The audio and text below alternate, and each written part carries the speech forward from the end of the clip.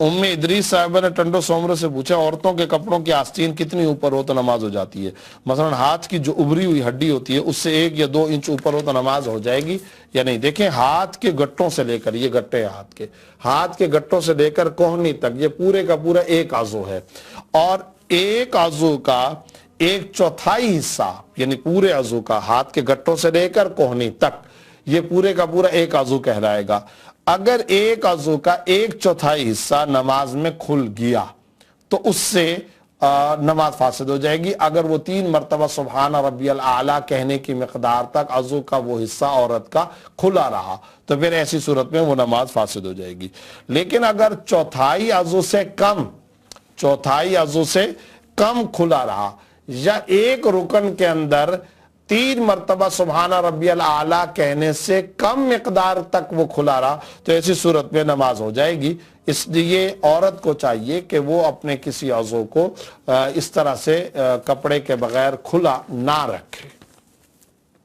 रिजवान ताहिर साहब ने लाहौर से पूछा है कि जब इमाम का वुजू टूट गया और वो कादम में था तो नमाज में किसी को नाइब बनाएगा तो उस बंदे को उठकर आना पड़ेगा, तो क्या उसकी नमाज पर कोई असर नहीं पड़ेगा? इसी तरह अगर वो ऐसे हिस्से से क़िरात कर रहा था जो हिस्सा नाइब को याद नहीं, तो ऐसी सूरत में क्या किया जाएगा? देखें, ये तो वाज़ेह तौर पर शरीयत में बात फ़ुक़हा ने बयान की है कि एक सफ़ तक चल कर के आना यह अमल कसीर नहीं है। एक सफ़ तक चलकर आना ये कोई इतना बड़ा अमल नहीं है जिससे नमाज फासिद हो जाए, इसलिए उससे नमाज फासिद नहीं होगी। और अगर उसको वो हिस्सा क़िरात याद नहीं है तो कहीं और से क़िरात कर ले, उसमें कोई हरज नहीं। इदरीस साहिबा ने ये पूछा, सूरह बकरा की फजीलत बता दें और ये भी बता दें कि इस सूरत की फजीलत कैसे हासिल की जाए, क्योंकि मैं पढ़ने में बहुत स्लो हूँ, एक टाइम में नहीं पढ़ सकती। अगर 3 दिनों में पूरी करूँ तो फजीलत हासिल हो जाएगी। जी हाँ, जितने दिन में भी पढ़ना चाहें पढ़ सकते हैं, और फजीलतें इसकी बहुत ज़्यादा हैं। कुरान करीम की ज़ाहिर है कि ये सबसे बड़ी सूरत है और अहकाम पर मुश्तमिल है। एक हदीस में आप सल्लल्लाहु अलैहि वसल्लम ने फरमाया, सूरह बकरा पढ़ा करो कि इसका पढ़ना बरकत है, और फरमाया कि अगर कोई छोड़ता है, इसको नहीं पढ़ता, इसका छोड़ना हसरत और बदनसीबी है। और साथ पे आप सल्लल्लाहु अलैहि वसल्लम ने फरमाया, अहले बातिल इस आदमी पर कभी काबू नहीं पा सकेंगे। अहले बातिल से मुराद है जादूगर, जिन्नात, जादूगर वगैरह। इसी तरीके से एक हदीस में आप सल्लल्लाहु अलैहि वसल्लम ने फरमाया कि जब किसी घर में सूरह बकरा पढ़ी जाती है तो शैतान वहां से भाग जाता है।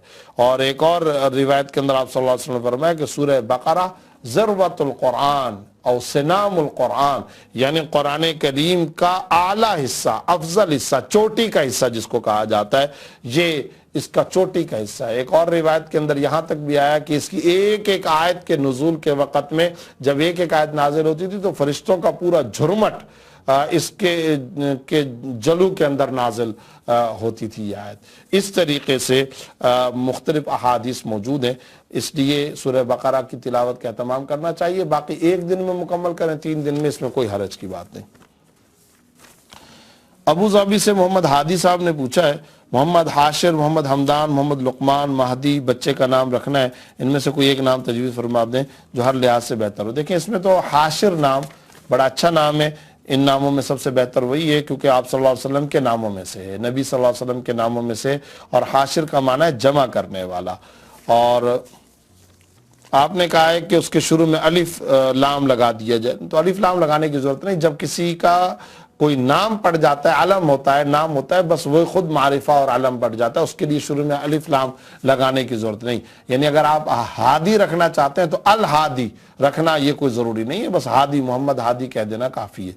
साथ में उन्होंने पूछा है कि हा हलवे वाली वो रख सकते हैं, तो वो ना रखें, वो तो फिर इल्हादी कोई उसको पड़ेगा, और इल्हाद ये तो बहुत खतरनाक और बहुत ही गलत माने पर मुश्तमिल लफ्ज है। इसलिए मोहम्मद हादी, हा यानी सिंध वाली जो हा है, उससे आप ये नाम रखना चाहें तो रख सकते हैं। हाशिर नाम रखना चाहें तो ये ज्यादा बेहतर है।